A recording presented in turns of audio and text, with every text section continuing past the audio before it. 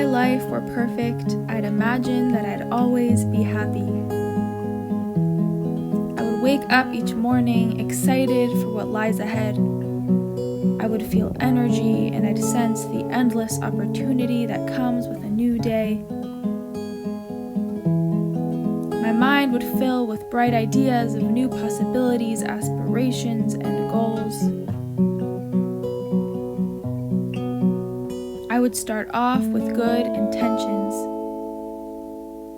I would make a promise to myself that I will make the most of each and every moment.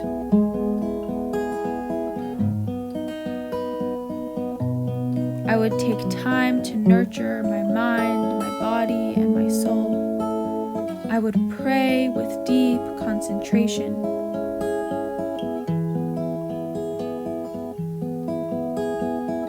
I would give undivided attention to the present moment.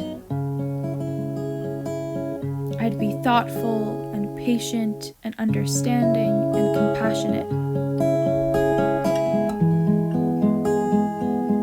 I'd have an endless amount of motivation. I'd be organized and put together. I would show an overflowing amount of gratitude.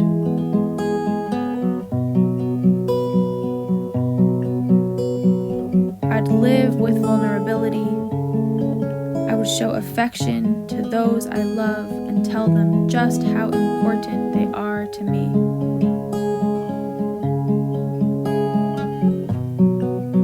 I'd be honest and authentic and unapologetically me. I would love myself unconditionally.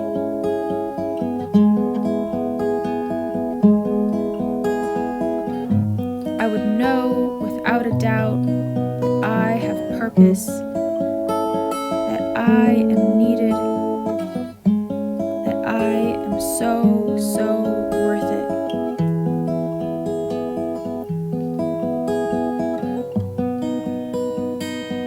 I'd look myself in the mirror and say, Ayala, you are beautiful.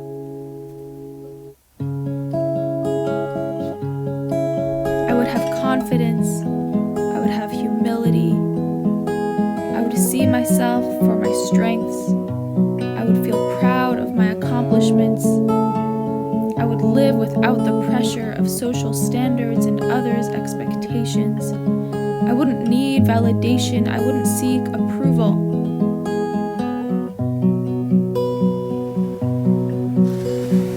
I wouldn't be so hard on myself.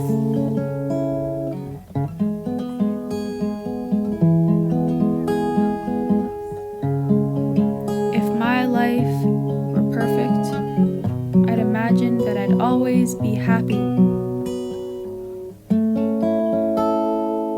But my life is far from perfect. I doubt it was ever created to be that way. But the one thing I know is that if I was given the opportunity to wake up this morning in this world, in this life, in my position, that it is not by chance. There is a reason that I am here. And life may not be perfect, but I know that I have what it takes to make it the best it can be.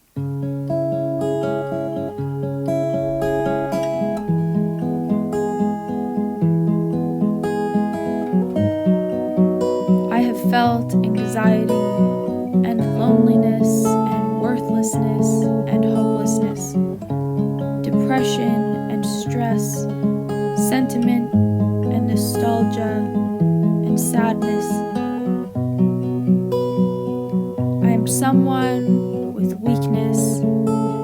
I am someone who struggles.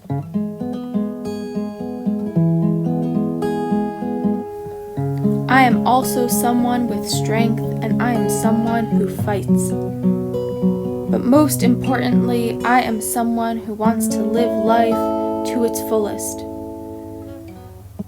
I am someone who can recognize that I have something and you have something that no one else does, and that is that I am someone and you are someone that no one else can ever be.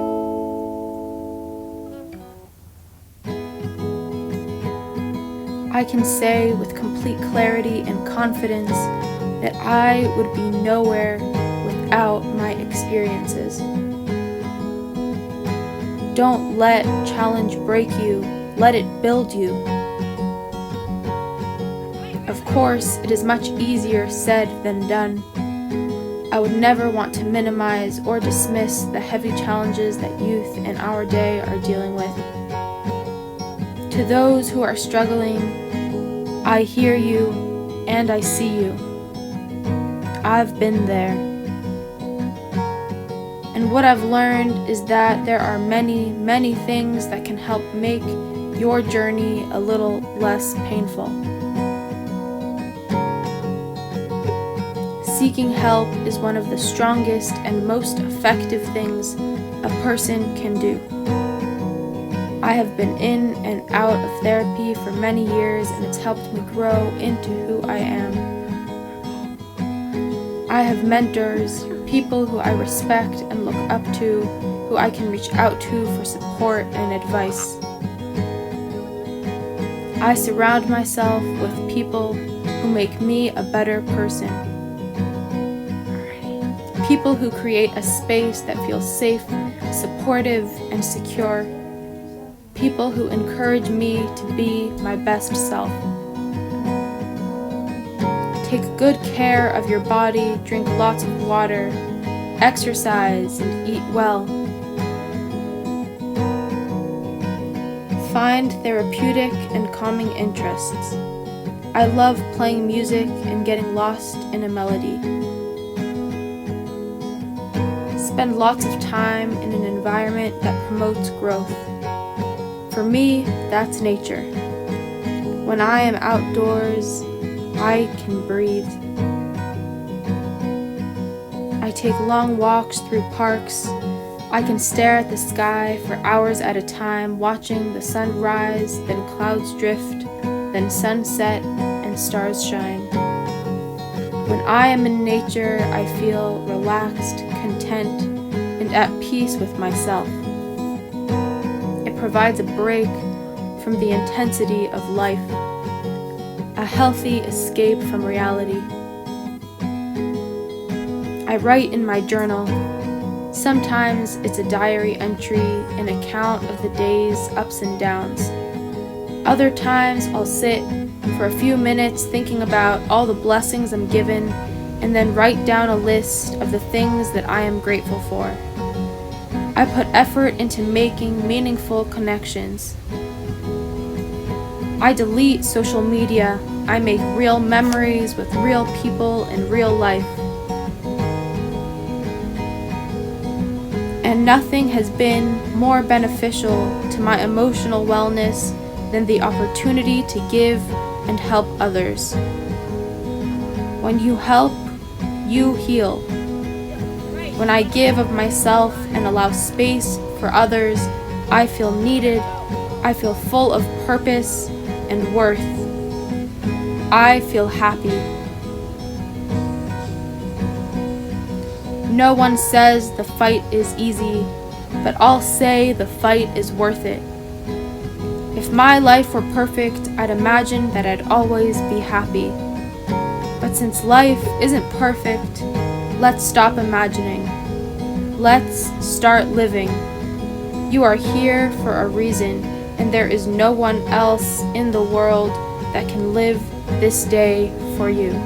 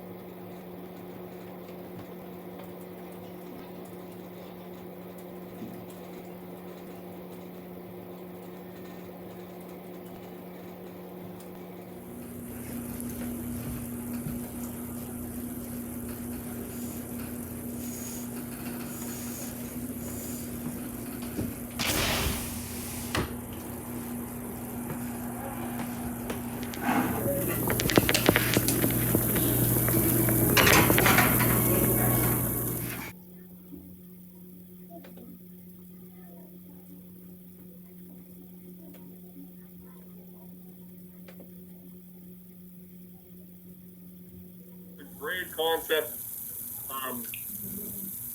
I love it, and I think that could be a running thing, depending on how you guys feel. Of course, only one suggestion. I know I heard you got several references to, like, you were nervous if you were going to run out of time. You actually did go just a little over, but it's okay. Maybe just.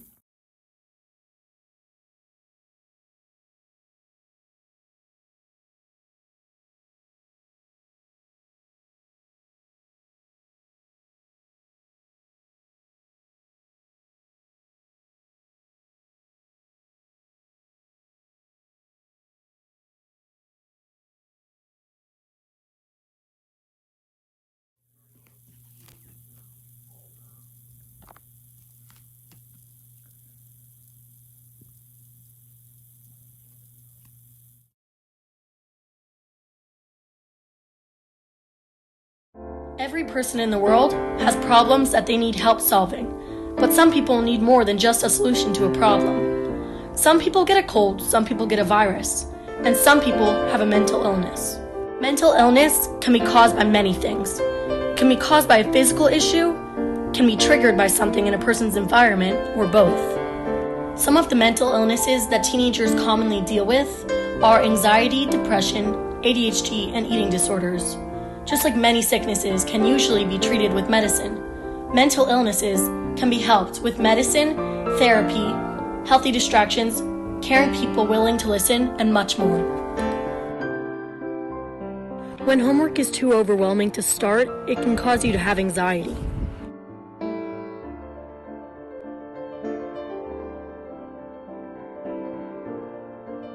Feeling so much anxiety can also lead to depression.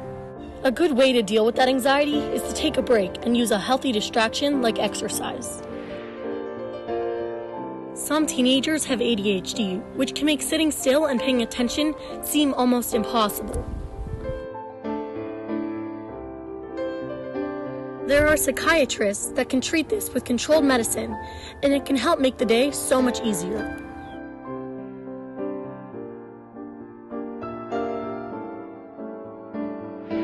Nowadays, there's a social expectation to look and act a certain way.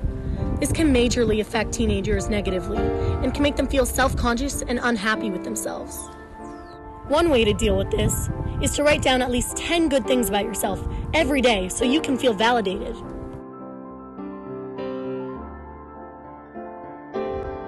Many teens in high school suffer from social anxiety. This can cause them to feel left out and alone. Nowadays, therapy is harder to do because of the COVID-19 situation, but therapists have made it work, either online or over the phone. This can help teenagers feel like they have someone to talk to and understand there's ways to deal with their anxiety.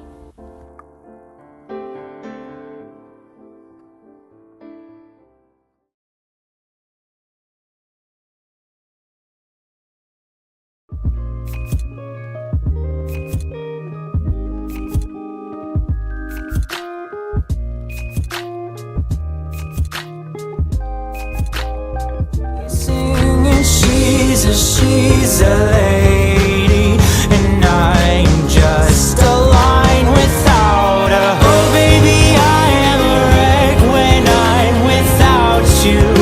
I need you here to stay. Broke all my bones that day I found you, crying at the lake. Something I said to make you feel.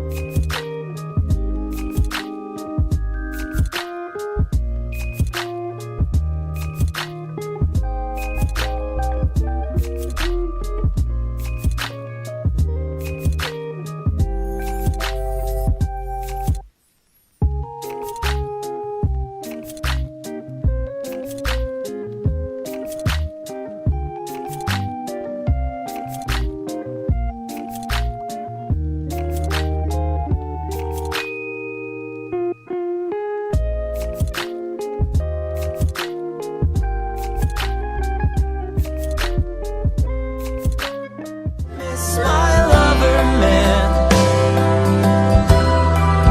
I miss to lover man. Oh, and I miss my lover. The ways in which you talk to me have me wishing I were gone. The ways that you say my name.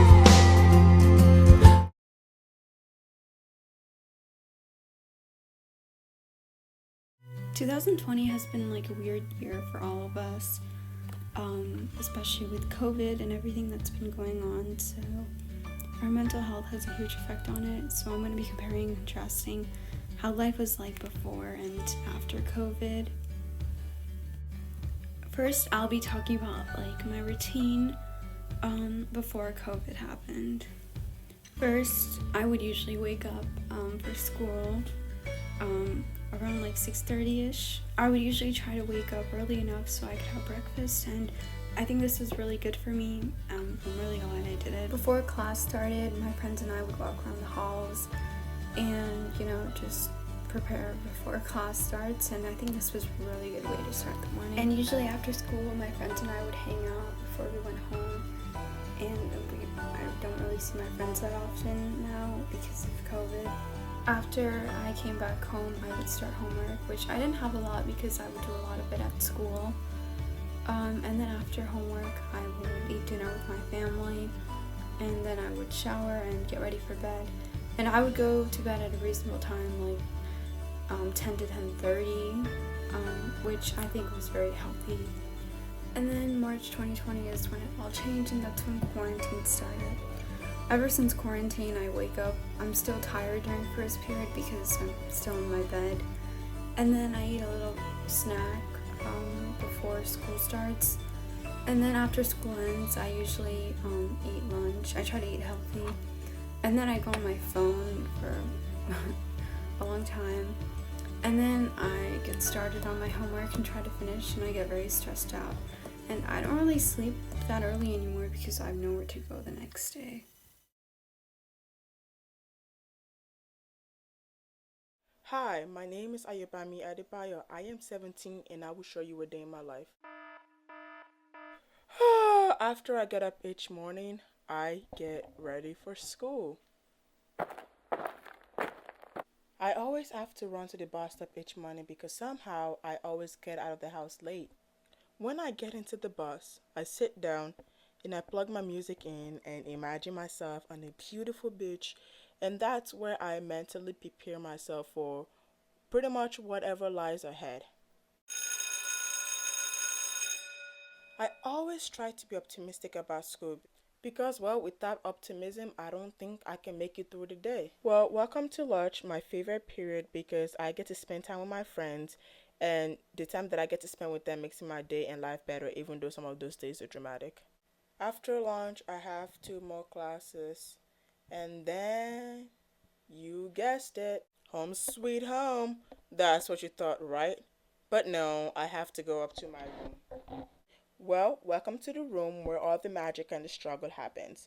My room is where the overthinking goes on. It is where I work on burdens given to me by the school called homeworks. It is where I struggle, and it is where I pick up myself. It is where I've had my happy times, and it is where I've had my lowest time. As an immigrant, I have a lot of responsibility and expectation to maintain, and that creates a lot of pressure. When there is a pressure, there is anxiety and a whole lot of different mental health issues. Sometimes I have to deal with this by myself. So I have a plan to ease the pressure and to lighten the mood. You're probably wondering what in the world could stress and pressure teenagers. Well, let me tell you. Some of the things that stresses me out are the education system in general, which includes achieving good grades, large workload, the whole college process from testing to the acceptance letter, and etc. Another thing that also stresses me out is my cultural and community expectation. I have to behave a certain way, I have to compete with others, I have to fit myself into the mold that was created by my community. When I'm going through these tough times, there are a couple things that I do to distress and ease the pressure, at least for that moment. One, I pray and read my Bible. Two, I watch Asian drama as a way to escape reality. Um, Three, I listen to music, which are probably sad, but this helps me because it makes me feel like I'm not alone in whatever I'm going through. And these songs aren't always sad. Sometimes I would listen to encouraging songs too. And sometimes I would even call up my friends because whenever we're talking, I leave behind the pressure and just be me, just be a kid for that moment that we are together. And after the rough and somewhat relaxing day, it is time to go to bed and the whole cycle begins again. Well, thank you for tuning in and listening to my story. Have a great day.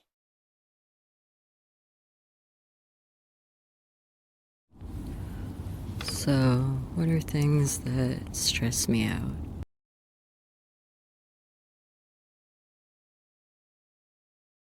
It is stressful to me that it has to be stressful to me to take time off. That is not something that I taught myself. That is something that was taught to me. That was a guilt that was given to me. It is stressful to me that we have agreed that that is the right way to be brought up. And it is stressful to me to have my mother communicate to me that she cares more about my grades and how I'm doing in school than me and how I am doing. And I know that the way that I've said it is unforgiving, but I'm saying that because I'm not unforgiving of her. I'm unforgiving of what taught her to believe that and taught her to say that to me. And it's stressful to me trying to wake up on time. It is stressful to me having to do all of the work that is just busy work. I've asked, why do I have to do all this busy work? It's not teaching me anything except how to do a repetitive task, and I guess that's where the learning really is. It's preparing me for some office job where I'll have to sit down and write the bullshit essays and do the same paperwork over and over again. And I can't believe that I'm growing up in a place where I'm supposed to put my trust in some system that will train me to do that and will teach me how to do that rather than teach me about something beautiful or something that I could care about. And it is stressful to me that there are greater powers like governments and companies, the ones that are sponsoring my training and the ones that won't care if it hurts me, and that they do not have to function by the morals or the ethics of humans because they are above it and they do not care what happens to us. All while at the same time, I don't have the time to look up from the amount of schoolwork I have to do. So what is an answer to all the stress? I guess there's always the fact that the world is beautiful. I just wish I had more time to look at it.